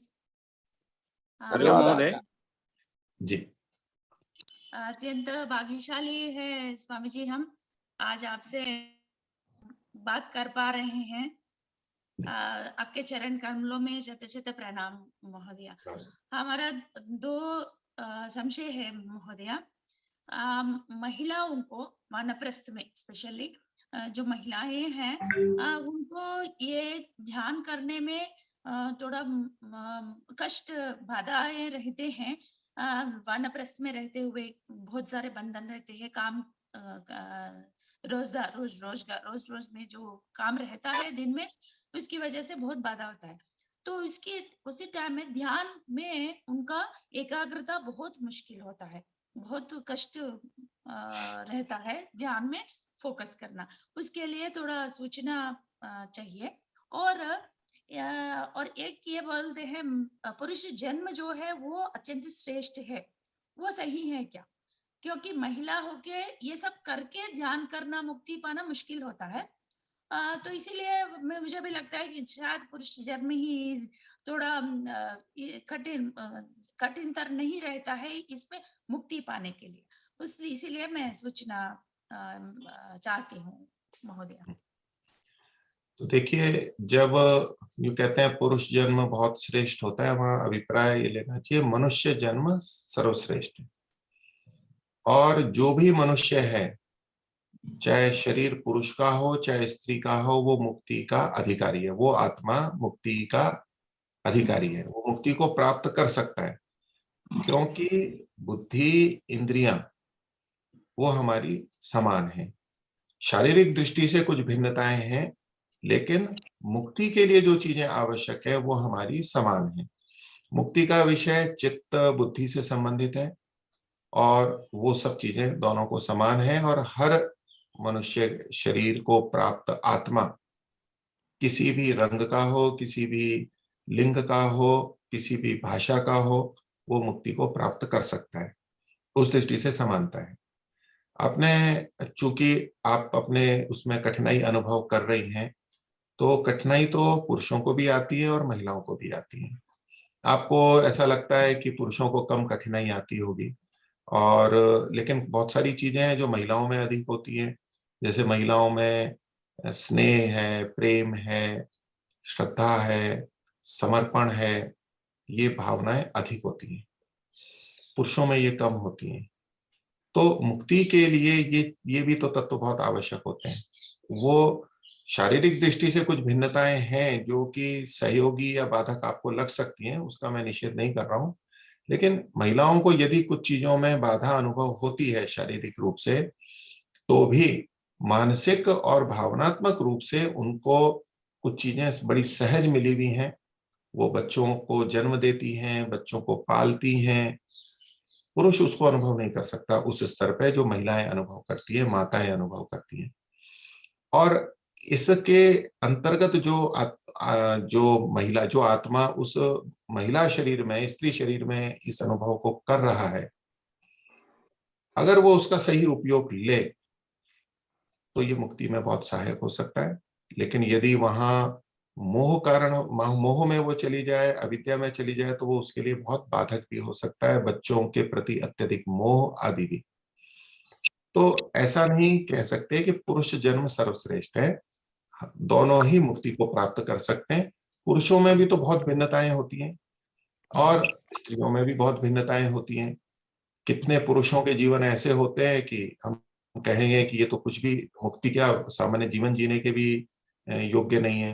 लेकिन बहुत सारी महिलाओं के शरीर स्वस्थ होते हैं, बौद्धिक क्षमता बहुत अच्छी होती है, परिवार बहुत अच्छा होता है, परिवार से संस्कार बहुत अच्छे होते हैं, वो उन पुरुषों की तुलना में तो बहुत आगे होती हैं। तो इसलिए इस रूप में हमें नहीं सोचना चाहिए। अब आपका जो पहला प्रश्न था कि हम महिलाएं जो अपने कार्य करती हैं, आप वानप्रस्थ का बोल रहे थे, शायद आप गृहस्थ का बोलना चाह रही थी कि गृहस्थ में रहते हुए बहुत सारे काम हैं, बच्चों के, पति के, माता पिता के, क्योंकि घर के सारे दायित्व हमारे यहाँ पर महिलाओं पे आ जाते हैं, पुरुष उतना नहीं देखता है, तो उसको देखने में, इसका ध्यान रखने में, कर्तव्य पालन में ही उनका अधिकांश या सारा समय निकल जाता है, थक जाते हैं, फिर ध्यान नहीं कर सकते और चिंताएं रहती हैं, कुछ नहीं करो तो लोग डांट देते हैं, दबा देते हैं, दुखी करते हैं, तो वही चिंतन चलता रहता है। तो ऐसे में कैसे ध्यान करें? तो देखिए, प्रयास ये होना चाहिए, सबका भी सहयोग रहेगा तो आप इन सब चीजों से अलग होंगे। वो तो चीजें आवश्यक हैं और आपको जो भी स्थितियां हैं उसी में से ही रास्ता निकालने का प्रयास करना चाहिए, बुद्धिपूर्वक विचार करते हुए कि हम कैसे इसके अंदर रास्ता निकालें, यानी अपने लिए समय बनाएं। और बहुत सारे जो बंधन है जो आपको अनुभव कर रहे हैं वो दूसरों के कारण ही हमारे कारण भी होते हैं। हम भी उनसे ऐसे जुड़ जाते हैं कि हम उन विचारों से हट नहीं पाते हैं। हम या हमारे समाज में ऐसा हो जाता है कि सारा दायित्व वहां पे आ जाता है कि आप ही को सब कुछ करना है, आप ही को सारा त्याग करना है। तो वहां इन चीजों से बचते हुए कि मेरा को जितना कर्तव्य है उतना मैं करूंगी, फिर भी अगर बच्चों को या पति को या तो माता पिता को, सास ससुर को कष्ट होता है तो उसके लिए मैं दुखी नहीं हूँ। लेकिन हम उसमें दुखी हो जाते हैं, दूसरे भी कहते हैं देखो तुम्हारे होते हुए बच्चों को कष्ट हो रहा है, तुम्हारे होते हुए पति को कष्ट हो रहा है। तो ये हम अपने ऊपर कई दुख लाद लेते हैं, कुछ दायित्व अतिरिक्त लाद लेते हैं और उस दायित्व अतिरिक्त लाद लेने पे जब हम दायित्वों को पूरा नहीं कर पाते हैं तो हमें भी दुख होता है और फिर हम उसके लिए और ज्यादा लगते हैं और सारा समय उसी में लगाते हैं और चिंता लगी रहती है, ये नहीं हुआ, ये नहीं हुआ, बहुत कुछ करते हुए भी यही रहता है, ये नहीं हुआ, ये नहीं हुआ, और अब हम ध्यान नहीं कर सकते। लगभग कुछ ऐसी स्थिति आप कहना चाह रही होंगी। तो पहली बात तो ये कि जितना हम कर सकते हैं उतना करने में हमें संतुष्ट रहना चाहिए। यदि हम बच्चों के लिए कम कर पा रहे हैं और उससे उनको दुख हो रहा है या तो उनकी प्रगति कम हो पा रही है तो इसके लिए अपने को अपराधी न स्वीकार करें, उसके लिए अपने को जिम्मेदार न समझें। आपको जितना करना था किया और जो परिस्थिति है उनका जितना हो पाएगा हो पाएगा। आप अपने पे अतिरिक्त बोझ न लें, अपनी अनुकूलता से अपने लिए भी समय निकालें। आपको अपना भी ध्यान रखना है, आप अपना नहीं रखेंगे तो बच्चों का भी आगे कम कर पाएंगे। तो एक तो ये आपको ध्यान रखना है। दूसरा, यदि फिर भी आपको कुछ कर्म ऐसे हैं जो करने ही होते हैं और आप बच नहीं सकते हैं उससे, तो ऐसे में कर्मों को करते हुए ईश्वर का स्मरण रखते हैं, कर्मों को निस्वार्थ भाव से करने का प्रयास करते हैं, निष्काम भाव से करने का प्रयास करते हैं कि ये जो मैं कर्म कर रही हूँ ये मैं पवित्र भावना से कर रही हूँ, उसमें मैं राग द्वेष मोह को नहीं ला रही हूँ। तो ये साधना साथ में चलती रहती है। कर्म ऊपर से कर रहे होते हैं, साधना हमारी अंदर चल रही होती है कि जहां कहीं लगे कि मैं यहाँ राग में आ रही हूँ, द्वेष में आ रही हूँ, उद्वेग में आ रही हूँ, उसमें अपने को नियंत्रित करते रहते हैं, क्योंकि ये सब चीजें अवश्य ही आएंगी, आती ही हैं। और वहां हम अपने को अंदर ही अंदर साधते रहेंगे तो ये हमारी साधना चलती रहेगी और ये हमारे को ऐसी स्थिति में पहुंचाएगी कि हम शांत रह सकेंगे और ईश्वर का भी भाव बनाए रख सकेंगे। उसमें भी हम रास्ता निकाल सकते हैं।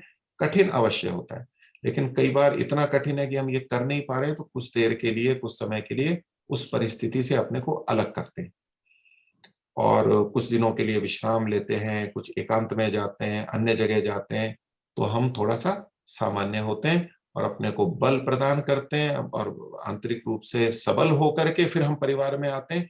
तो उन्हीं स्थितियों में हम उतने परेशान नहीं होते। उसके लिए आपको जब भी समय हो, बच्चे नहीं उठे हैं, सुबह का समय है, आप कुछ स्वाध्याय करेंगे, एकांत रहेंगे, ध्यान करेंगे तो आपको आंतरिक बल मिलेगा, अथवा कुछ दिनों के लिए उन परिस्थितियों से बाहर जा करके भी रह सकते हैं। और इन्हीं सब उपायों को करते हुए आपको करना होगा। और यदि आपने वानप्रस्थ लिया है, वानप्रस्थ है, तब तो आप घर से भिन्न रह ही सकते हैं। गृहस्थी है तो निकलना कठिन होता है। तो ये कुछ उपाय कर सकते हैं। इसमें इन कर्तव्यों को करते हुए जब हम मन में ये सोचते हैं, हम अपनी दिनचर्या को बिगाड़ने लगते हैं, यानी हमारा सोना उठना बिगड़ने लगता है, हमारा खाने का समय हम बिगाड़ लेते हैं, भिन्न समय में खाते हैं, दूसरों का ध्यान रखते हैं। इसी तरह मलमूत्र त्याग में हम समय को इधर उधर करते हैं, मलमूत्र को रोकने लगते हैं, तो ये हम अपने लिए हानि करते हैं। तो युक्ताहार और विहार होगा तो योग चलेगा। युक्ताहार विहार से युक्त चेतस्य कर्मसु। तो युक्ताहार विहार को अपने को बना के रखना है। समय पे हम सो जाएं, कभी कभी आगे पीछे होते हैं, कोई बात नहीं है, चल जाएगा, लेकिन अपने को नियमित रखें। उठना हमारा नियमित हो, भोजन हम नियमित समय पे करें, नियमित रीति से, शांति से करें, और हमारे और भी जो कर्म है, हम जितना मल मूत्र का त्याग भी हम उचित रीति में करें, उचित समय पे कर लें, और कभी भी उसको रोकें नहीं। दूसरे काम छूटते हैं तो कोई बात नहीं, मलमूत्र का त्याग करके फिर उन कार्यों को करें। तो ऐसा करके हम जो कई समस्याओं में अपने को उलझा लेते हैं उससे हम बच सकेंगे, और इतना कठिन नहीं लगेगा जितना आज आपको वहां पर कठिन लग रहा है। वहां रहते हुए भी हम ईश्वर का स्मरण कर सकते हैं और ध्यान कर सकते हैं, योगाभ्यास कर सकते हैं। किसी भी आश्रम में रहने वाला हो, चाहे ब्रह्मचर्य, चाहे गृहस्थ, चाहे वानप्रस्थी, चाहे सन्यासी, किसी भी वर्ण का हो, सभी ऐसी दिनचर्या को रखें, और सभी के लिए साधना और योग और ईश्वर का चिंतन आवश्यक है। तो वो हर कोई कर सकता है, तो आप भी उस स्थिति में कर सकते हैं। हो बहुत बहुत धन्यवाद महोदय। हरि ओम महोदय। आशीर्वाद दीजिए स्वामी जी। जी, हरि ओम। ओम ओम। मेरा प्रश्न ऐसा है कि ये पुष्करणी स्नान और ये यात्रा स्थल पुण्य क्षेत्र विजिट करना, उसमें कुछ फलित रहेगा महोदय? नहीं, देखिए, कर्म फल की दृष्टि से तो ऐसा कुछ पुण्य की बात नहीं होती है, लेकिन हम जब ऐसे स्थानों पर जाते हैं, कोई प्राकृतिक स्थल होते हैं, तो उसका प्रभाव हमारे पे आता है। वहां साधु संत होते हैं, उनको देख करके हमारे पे प्रभाव होता है, अथवा वहां कोई विद्वान होते हैं, उनके सत्संग को सुनने से हमारे पे प्रभाव आता है। लेकिन ऐसा सोचना कि हमारे जो पाप कर्म हैं वहां स्नान करने से अथवा ये कर्मकांड करने से छूट जाएंगे और कोई बहुत पुण्य बन जाएगा, ऐसा नहीं। हम जितना परोपकार या धर्म का कार्य करते हैं, हित के लिए काम करते हैं अन्यों के लिए, उससे हमारा पुण्य बनता है। वो आप अपने घर पे रहते हुए आसपास भी कर सकते हैं, और वहां अवसर नहीं है तो बाहर जाके भी कहीं करते हैं तो वो भी कर सकते हैं।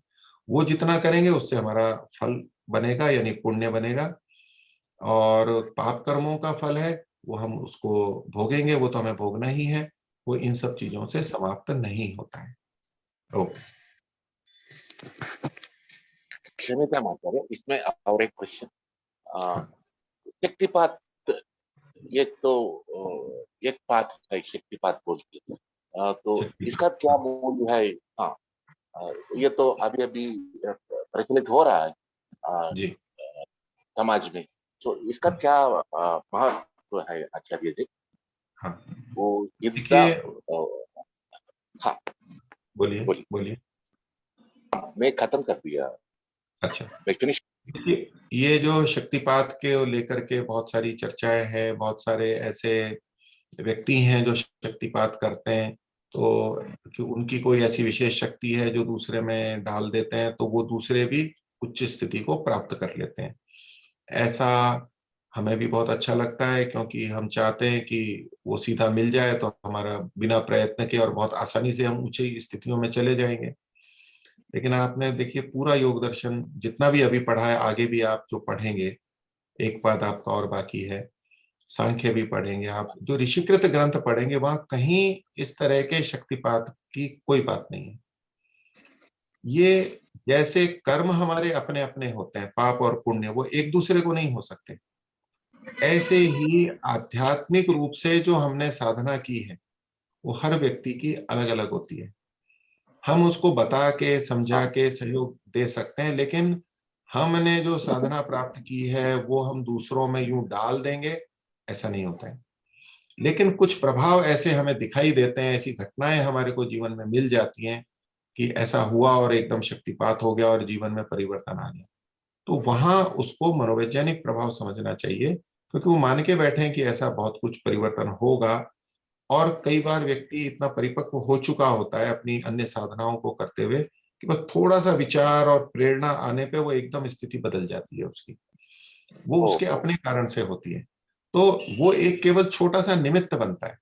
जैसे कि पेड़ पर कोई फल पक गया है, अब बस हमने उसको हाथ लगाया और वो उससे एकदम निकल करके आ गया, टूट गया वो वहां से, नहीं तो थोड़े दिन बाद अपने आप ही हो जाता वो। लेकिन कच्चा फल है, उसको हाथ लगाएंगे थोड़ा भी तो वो टूटेगा नहीं, उसको तोड़ने के लिए बहुत झटका देना पड़ेगा। तो ये जो शक्तिपात की स्थितियों में जो कई बार हमें ऐसी घटनाएं मिल जाती हैं कि यहाँ एकदम से कुछ हो गया है, तो वो उन्होंने व्यक्तियों की अपनी स्थितियां होती हैं, वो मनोवैज्ञानिक रूप से प्रभावित होते हैं, वहां ये हमें दिखाई देगा। लेकिन यदि शक्तिपात से ऐसा होता तो दुनिया में इतने लोग हैं शक्तिपात करने वाले, आप अनुभव करके देख लीजिए, जो जो शक्तिपात करवा के आए, क्या वो सब ऊंची स्थितियों में हैं? नहीं होते, नहीं होते। इसलिए इस भ्रम में कभी नहीं जाना चाहिए। अपने पुरुषार्थ पर प्रयत्न करना, अपने पुरुषार्थ पर विश्वास रखना चाहिए और वही हमें ले जाने वाला है। और धैर्य रखना चाहिए। अध्यात्म में धैर्य रखना बहुत महत्वपूर्ण है। जो शक्तिपात के पीछे भागते हैं वो धैर्यहीन व्यक्ति होते हैं। उनको होता है जल्दी से जल्दी कुछ हो जाए, बिना किए कुछ मिल जाए, तो ये अन्यायपूर्ण है। हमें पुरुषार्थ से कभी नहीं भागना चाहिए। हमारा पुरुषार्थ, मेहनत, साधना ही हमारे लिए हितकारी होगी, उसको कोई छीन भी नहीं सकता है और न ही हम किसी को दे सकते। तो और हमें आलसी भी नहीं होना है, पुरुषार्थी होना है और न अपने धैर्य को खोना है। पुरुषार्थ करते जाना है, करते जाना है, करते जाना है, भले ही कई दशक लग जाए, कई जीवन लग जाए, उसमें धैर्य हमें नहीं खोना है। तो शक्तिपात वाले एक दुष्चक्र में हमें नहीं जाना चाहिए। हाँ, वो कुछ अच्छी बातें बोलते हैं, वो हमें सुननी चाहिए, उससे जो हमें प्रेरणा मिलती है वो सीखना चाहें वो हम सीख सकते हैं। वहां तक उतना उपयोग, ज्ञान का उपयोग, विवेक का उपयोग हमें किसी से भी ले लेना चाहिए, जो उचित बात है। ठीक है आचार्य, नमो नमः, ధన్యవాదాలు। ఇప్పుడు ఎవరైనా కొత్త వాళ్ళు అడగండి, అడిగిన వాళ్ళు అడగకుండా ఎవరైనా అంతిమ ఒక ప్రశ్న అడగండి, మనకు టైం అయిపోయింది। ఎవరైనా అంతిమ ప్రశ్న? जी जी नमस्कार महोदय, आचार्य नमस्ते। नमस्ते जी। वेदांत सार के अनुसार समष्टि अज्ञान बोलते हैं, मुझे समझ में नहीं आया गुरुजी। वेदांत सार के अनुसार समष्टि अज्ञान किस लिए बताया गया है, उसका अर्थ क्या है? तो देखिए, मैं तो वैसे वेदांत सार को पढ़ाता नहीं हूँ और न ही मैं उसको प्रामाणिक ग्रंथ मानता हूँ, इसलिए उसके बारे में मैं कुछ कहूँ वो उन्हीं से आपको पूछना चाहिए जिनसे आपने पढ़ा है या जिनकी व्याख्याएं आपने सुनी है, वही उत्तर दे सकते हैं। लेकिन वैसे जो आपकी बात है कि समष्टि अज्ञान, व्यष्टि और समष्टि दो शब्द होते हैं, तो एक जो सामूहिक अज्ञान है उसके बारे में कुछ चर्चा कीजिए। अज्ञान भी हमारा सबका अपना अपना होता है। मेरा अपना अज्ञान है, आपका अपना अज्ञान है, इसके कारण हम बंधन में हैं और उसको हम दूर करने का प्रयास कर रहे हैं। परमात्मा जो कि समष्टि है, सर्वव्यापक है, उसमें कोई अज्ञान होता नहीं है और प्रकृति जड़ है, उसको इस तरह से ज्ञान अज्ञान से कोई मतलब नहीं है, उसकी चेतना ही नहीं है, वो जानती ही नहीं है, तो इसलिए वहां पर भी कुछ नहीं रहता है। हम कभी समष्टि अज्ञान की बात करें तो कुछ ऐसा कह सकते हैं कि भाई एक ही चीज, एक जैसी चीज जो बहुतों में होती है, तो हम कह सकते हैं भाई इसमें भी राग है, उसमें भी राग है, हर व्यक्ति में राग है, हर प्राणी में राग है। इस तरह से हम उसको व्यापकता से देखते हुए समष्टि राग या अविद्या कह दें तब तो वो स्वीकार्य है। बाकी ऐसी कोई समष्टि गत अविद्या वाली बात नहीं होती है, ये व्यक्ति व्यक्ति में अविद्या होती है। हमारा अंतःकरण हमारे साथ है, उसमें हमारी अविद्या रहती है, अविद्या के संस्कार रहते हैं और उसी को ही हमें ठीक करना होता है। यही समझ में मेरे को आया हुआ है। धन्यवाद महोदय, धन्यवाद। नमस्ते। असल एक्चुअली ज्ञान क्या होता है, जस्ट आउटलाइन। देखिए ज्ञान हाँ, तो देखिए ज्ञान दो तरह से देखा जाता है। एक तो जो हमें अनुभव होता है आत्मा को, वो सब ज्ञान कहलाता है। हम सुन रहे हैं, देख रहे हैं, सूंघ रहे हैं, अंदर से मानसिक रूप से, तो जो भी हमें बोध होता है, ज्ञान का मतलब होता है बोध, जो कि चेतन का होता है, एक तो वो ज्ञान है। वो भिन्न भिन्न होता है, वो मिथ्या भी हो सकता है, सत्य भी हो सकता है, कम हो सकता है, अधिक हो सकता है। तो एक तो उस रूप में हम अनुभूति की बात करते हैं, वो भी ज्ञान है, बोध को ज्ञान कहते हैं। और आत्मा ज्ञानवान है, चेतन है, तो ये बोध के रूप में है। दूसरा, जब हम ज्ञान की बात करते हैं कि ज्ञानान मुक्ति, ज्ञान से मुक्ति होती है, तो वहां का अभिप्राय होता है तत्व ज्ञान, विवेक ज्ञान। जो चीज जैसी है उसको वैसा ही जानना, मानना, समझना। तो वो जो तात्विक चीज है, जो जैसा है उसको, अच्छे को अच्छा, बुरे को बुरा, ये जो हमें बोध होता है, वो चाहे हमें पुस्तक से होता हो, किसी के वचनों से होता हो, हमारे अपने चिंतन अनुभव से होता हो, तो उसको भी हम ज्ञान कहते हैं कि भाई ज्ञान हमें योग दर्शन से मिला, ज्ञान हमें वेदों से मिला, उपनिषदों से मिला। तो ये ज्ञान जो होता है वो वहां पढ़ करके हमें कुछ बोध होता है। तो वास्तव में ज्ञान का मतलब बोध ही होता है। लेकिन जो शास्त्र और ग्रंथों की दृष्टि से करते हैं तो वहां से कुछ सूचनाएं हमें प्राप्त होती है, हम सूचनाओं को भी ज्ञान के रूप में बोलते हैं। कुछ निर्णय होते हैं, कुछ सिद्धांत होते हैं, बातें होती हैं, उनको भी हम ज्ञान के रूप में बोलते हैं। ధన్యవాద్ మహోదయ. ఓకే అండి, మీకు చాలా మందికి చాలా జిజ్ఞాస ఉంటుంది. ఆచార్యకి సమయం అనుకూలంగా ఉండదు, అక్కడ వేరే క్లాసులు ఉంటాయి. కాబట్టి మనం మళ్ళీ ఒక రోజు మనం కావాలంటే ఆచార్యం ఆమంత్రించి మనం మన ప్రశ్నలకు సమాధానం తెలుసుకోవచ్చు. కాబట్టి మీరు నెక్స్ట్ టైం ఎప్పుడైనా చూద్దామండి ప్రశ్నలు ఏమైనా ఉంటేనా. तो आचार्य गारी की बहुत बहुत धन्यवाद. केवल निवेदन मात्र से हम सबको ऊपर अनुग्रह किया, हम सबको प्रेरित किया. आचार्य से आगे भी लाभान्वित होते रहेंगे. लोगों की जिज्ञासा बहुत सारे हैं, तो हम सोचे नहीं इन लोगों की इतनी लोग हिंदी जानते हैं, काफी लोग हैं. तो आगे कभी आचार्य से फिर दोबारा निवेदन करके हम आपके लोगों की जिज्ञासाओं को, समाधान को पूरा करने का प्रयास करेंगे. तो आचार्य जी का पुनः हम सब की तरफ से धन्यवाद करता हूँ. धन्यवाद आचार्य जी. इनका और भी प्रश्न रह गए, आत्मा के विषय में प्रश्न रह गए, काफी लोगों ने किया था. मुख्य रूप में आत्मा के विषय में सबकी संदेह रहता है, आत्मा कहाँ रहता है, आत्मा का स्थान क्या है, वो प्रश्न को और आगे लेंगे. और क्योंकि बहुत लोग जिज्ञासा है और काफी लोग आए नहीं है और आने वाले हैं, तो नेक्स्ट आचार्य से एक बार निमंत्रण आवेदन करके मतलब आदिवार को, रविवार को या किसी समय की आचार्य की अनुकूलता होगी उस समय आचार्य को निवेदन करेंगे. तो धन्यवाद आचार्य जी. आप सबको भी धन्यवाद. आप लोग इतनी देर तक जिज्ञासा पूर्वक, श्रद्धा पूर्वक यहाँ पे आचार्य की बातों को सुना. तो हम आप सबका भी धन्यवाद. नमस्ते, सर्वेभ्यो नमः. पुनर्मिलामः. धन्यवाद महोदय. नमस्ते महोदय. ధన్యవాదాలు మహోదయ. धन्यवाद महोदय. ధన్యవాద మహోదయ. धन्यवाद महोदय. ధన్యవాదాలు మహోదయ గారు. ధన్యవాद మహోదయ.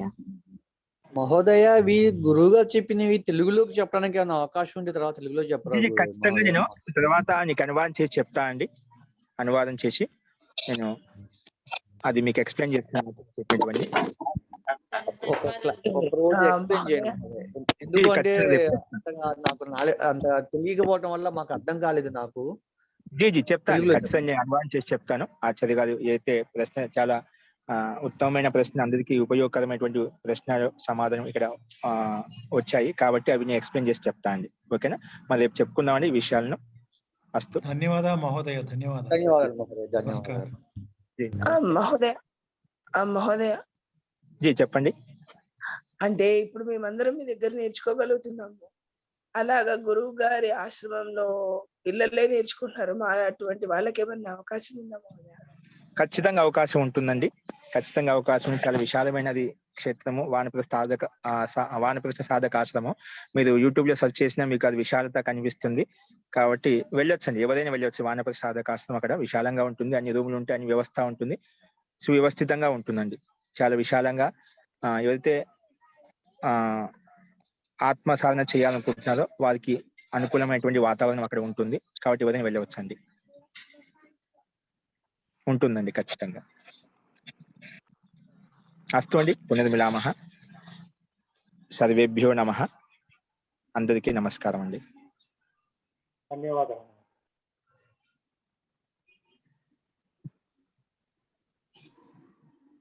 ఆచార్య, మీకు అతి ముఖ్యంగా మీకు ధన్యవాదాలు. మీ వలన మేము ఈరోజు సచ్చిదార్య గారి దర్శనమైంది, వారి భాషణం కూడా వినగలిగాం. నమో నమః. ఓకే, ధన్యవాదం. ఇది మీకు కూడా. అస్తు.